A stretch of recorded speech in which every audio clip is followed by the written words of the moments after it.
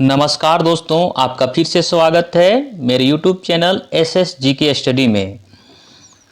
आज मैं आपके लिए लाया हूं मानव शरीर संबंधित महत्वपूर्ण सवाल का वन लिनियर। यदि आप मेरे वीडियो पर पहली बार आए हैं तो मेरे चैनल को सब्सक्राइब कर लीजिए तथा बेल आइकन को ऑन कर लीजिए ताकि आपको इस प्रकार से वीडियो मिलता रहे। तो देर ना करते हुए चलिए शुरू करते हैं। आज का पहला प्रश्न है, लाल रक्त कणिकाओं का निर्माण होता है। तो लाल रक्त जो कणिका है उसका निर्माण कहाँ होता है? उसका निर्माण होता है अस्थि मज्जा में। इसलिए इसका राइट आंसर क्या हो जाएगा? अस्थि मज्जा। लाल रक्त का निर्माण होता है अस्थि मज्जा में। दूसरा प्रश्न है, लाल रक्त कण का जीवन काल क्या है? जो लाल रक्त कण है उसका जीवन काल क्या है? तो उसका उत्तर हो जाएगा, लाल रक्त का जीवन काल होता है 120 दिन।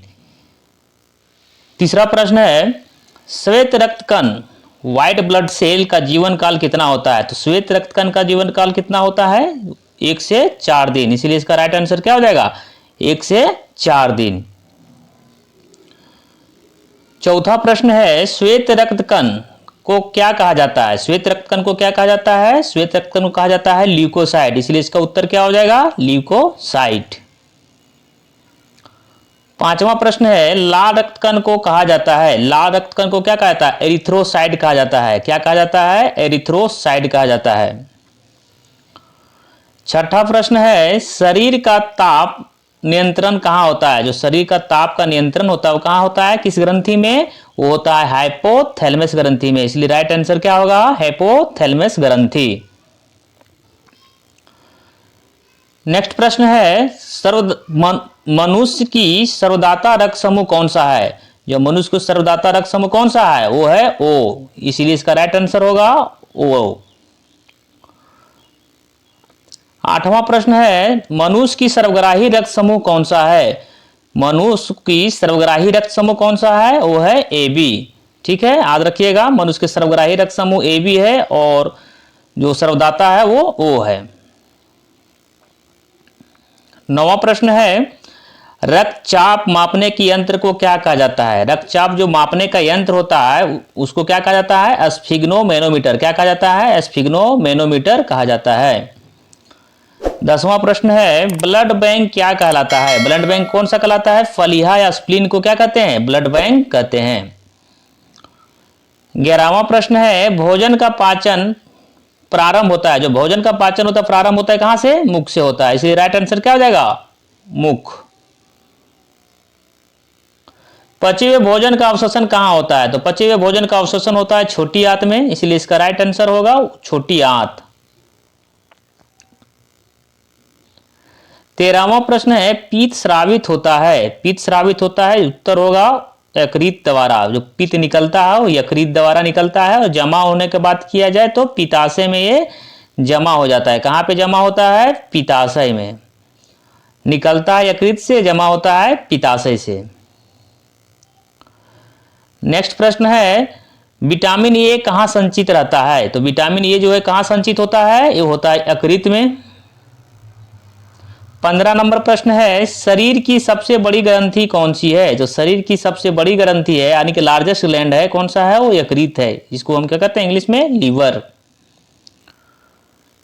16 नंबर प्रश्न है, मनुष्य में पसलियों की संख्या होती है। तो मनुष्य में जो है पसलियों की संख्या कितना होता है? वो होता है 12 जोड़ी। ठीक है, और मांसपेशियों की संख्या, यदि मांसपेशी पूछा जाए तो कितना होता है? 639 होता है।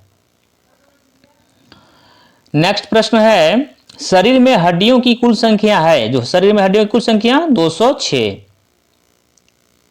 18 नंबर प्रश्न है, शरीर में मांसपेशियों की संख्या कितनी है? शरीर में मांसपेशियों की कुल संख्या जो होती है वो 639 है।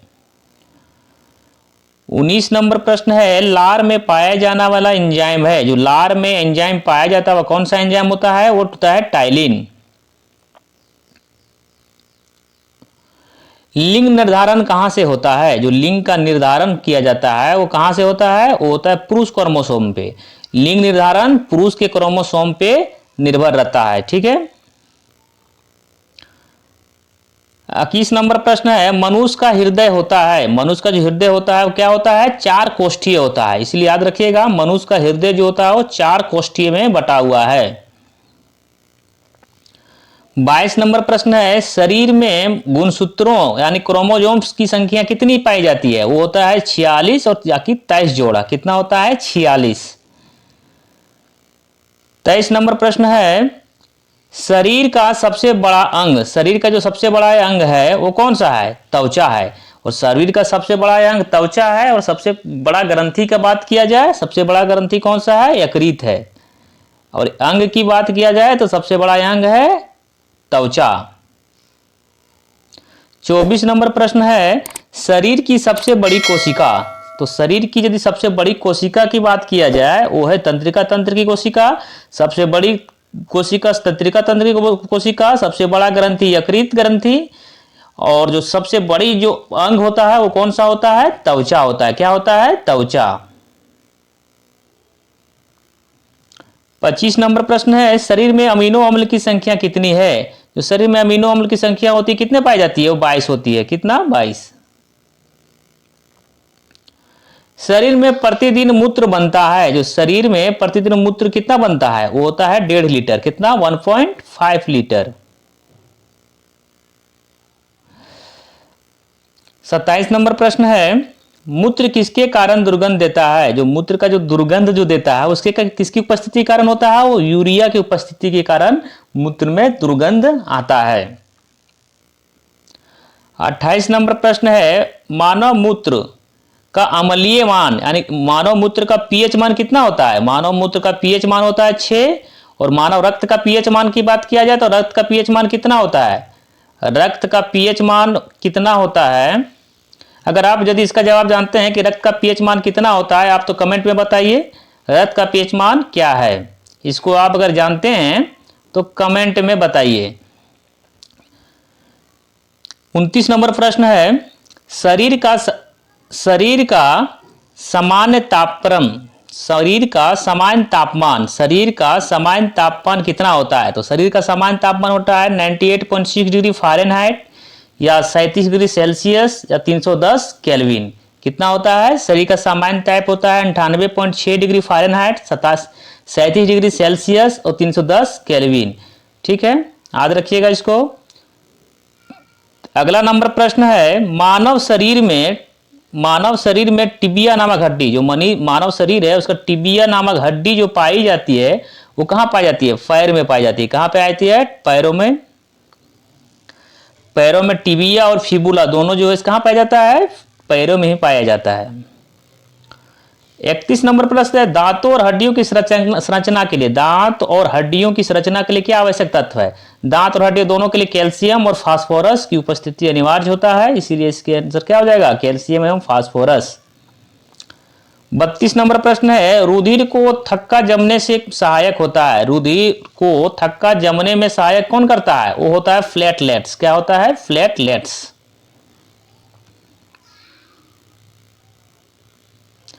अच्छा, और अगला प्रश्न है, मस्तिष्क तथा सिर के अध्ययन से संबंधित है। मस्तिष्क तथा सिर के अध्ययन से कौन से संबंधित है, फ्रेनोलॉजी। फ्रेनोलॉजी में किसका अध्ययन किया जाता है, मस्तिष्क और सिर का अध्ययन किया जाता है। 34 नंबर प्रश्न है, श्वसन के दौरान सर्वाधिक मात्रा में ली गई गैस होती है। श्वसन के दौरान सर्वाधिक मात्रा में कौन सी गैस को लिया जाता है, नाइट्रोजन लिया जाता है, क्योंकि हमारे वायुमंडल में जो गैस पाया जाता है वो कितना होता है, 78% जो है वो क्या है, नाइट्रोजन है। और ऑक्सीजन 21% है। आर्गन की बात किया जाए तो 0.93 जो है वो आर्गन है। ठीक है, याद रखिएगा इसको। 35 नंबर प्रश्न है, जीवित जीवाश्म कौन होता है। जो जीवित जीवाश्म होता है वो कौन सा होता है, वो साइकस है। कौन सा है, साइकस। जीवित जीवाश्म कहा जाता है साइकस को।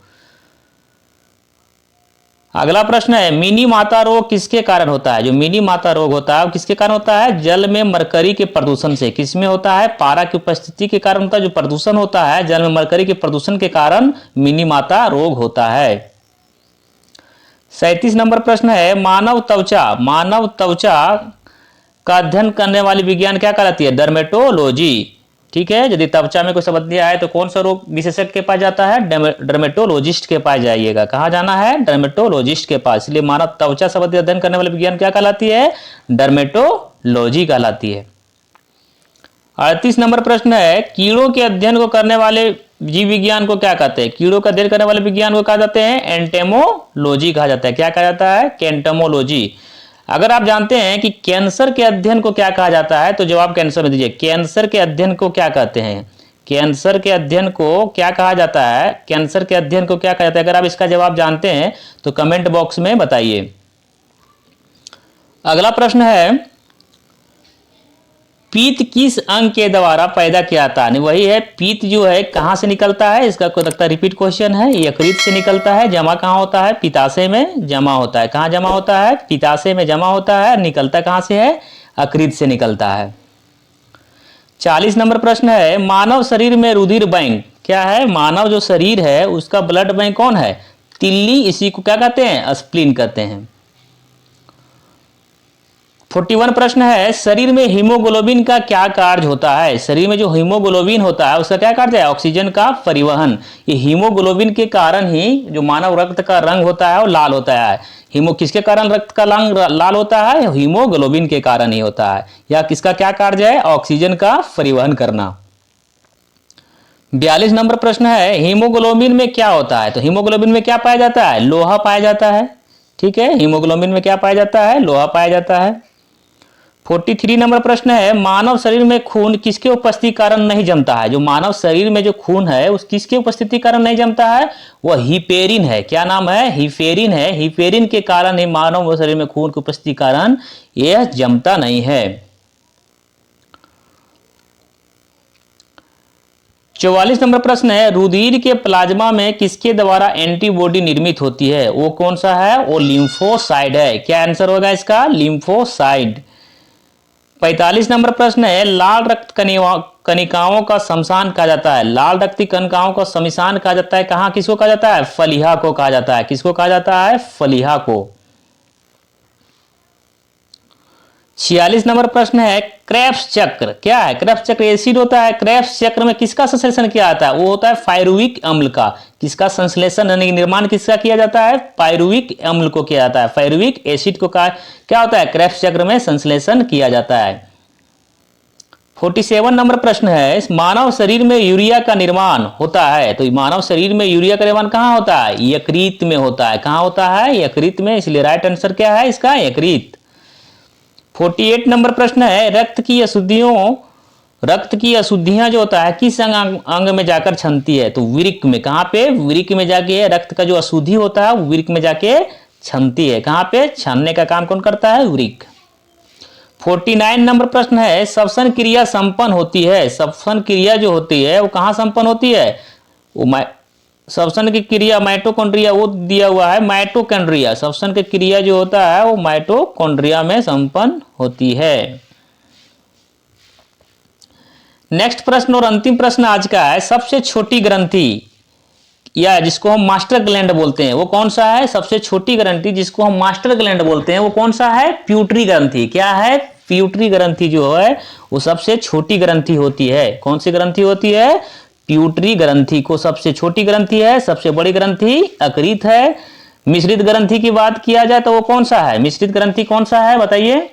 अग्नाशय ग्रंथि जो है वो एक मिश्रित ग्रंथि है। कौन सा ग्रंथि है? मिश्रित ग्रंथि है। तो चलिए मिलते हैं आपको नेक्स्ट वीडियो में। वीडियो आपको कैसा लगा आप कमेंट बॉक्स में बताइए। अगर आप वीडियो आपको अच्छा लगा हो तो लाइक कर दीजिए, अपने दोस्तों के साथ शेयर कर दीजिए तथा आप मेरे चैनल पे पहली बार आए हैं तो चैनल को सब्सक्राइब कर लीजिए। चलिए अब मिलते हैं अगले वीडियो में, तब तक के लिए धन्यवाद।